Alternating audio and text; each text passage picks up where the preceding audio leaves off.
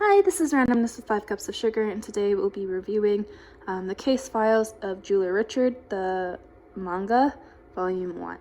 So, this is Richard. He's the blonde guy in the picture, and Seigi is the guy on the left with the black hair. Basically, Richard opens up a jewelry shop in Ginza, and Seigi meets him and starts working for him.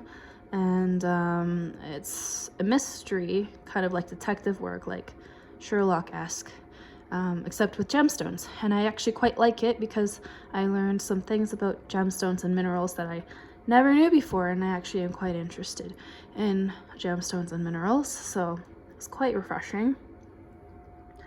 The artwork is very nice, as you can see from the title, like page here.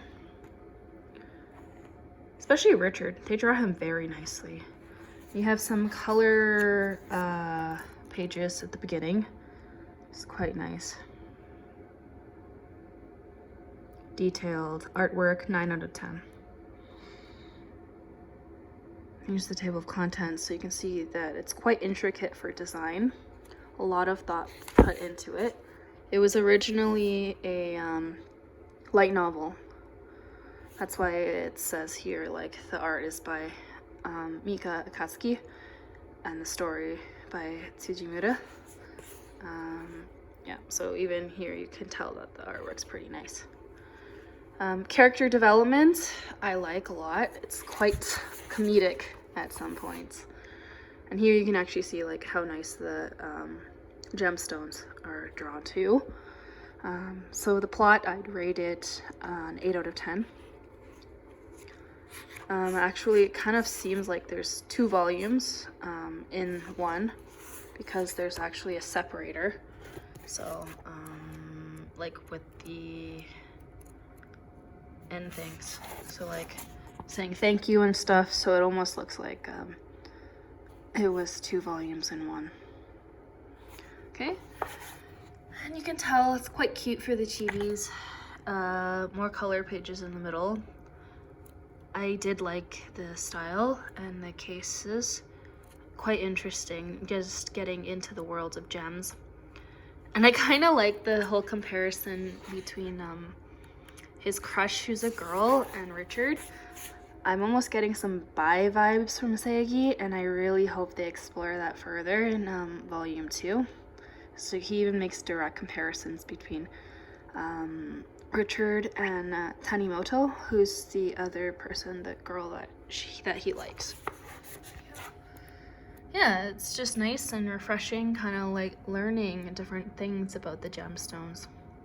And also, creds to them. They made LGBT representation, and one of the people in the story, who's the client, has a girlfriend. Well, did have a girlfriend, and yeah. So it's quite nice that they address it. And the things that Richard says, just in general, are quite profound and deep when it has to do with more like life stuff, which I like. Plus, like, the drawings are really good for both the men and the women in the manga, because I find that sometimes, especially with like Yuri or Yaoi ones, that they're really good at drawing one gender out of like the multitudes, but like terrible at drawing other genders. Yeah, it's pretty comical but serious at the same time. Just quite nice balance. Yeah, and like, I like things like he says, like, that you can't be prejudiced towards anyone or discriminate them for like any differences that they have, no matter what the differences are. And I do like how, like, he says when Seigi was confused and was saying that I always figured people who had to hide their sexual orientation would be still proud of who they are in private, but I guess not everyone's like that, huh? And then Richard goes on to say, do all Japanese people like sushi and watch sumo? To put someone in a box because they're part of a group is a brutal way of thinking. It locks one's mind in a narrow cage. You were merely ignorant of such a possibility. And like, I like how they question the heteronormativity of it all. Like, I've never had anything shake my perspective before. To me, falling in love with the opposite gender was just normal. And I like how it's actually changing, like, how he's thinking, challenging the norms. And then this part was so gay. I loved it. Richard, that's exactly what I like about you. It's so cute. And then, like, man, even when you're frowning, you look ridiculously handsome. And then he's like so pissed off, and it's just cute. Honestly, I ship them together more than him and the Tanimoto girl. I ship them together way more. It's very comical. They end it lightheartedly too. So I'm looking forward to a volume 2. Also, just for if you're wondering, it's $13 US, 17 Canadian, and it's 7 Cs. And this is the back cover. So yeah, would I recommend it? Totally would recommend it. Good art, plot, character development, quite educational, because then you learn about the world of gemstones and minerals and rocks. I didn't know that people who love rocks are called rockers, and people who like minerals are called mineralites. Quite interesting. Did not know that. I guess I'd be a mineralite then. I think it was mineralite. Yeah. It's quite interesting.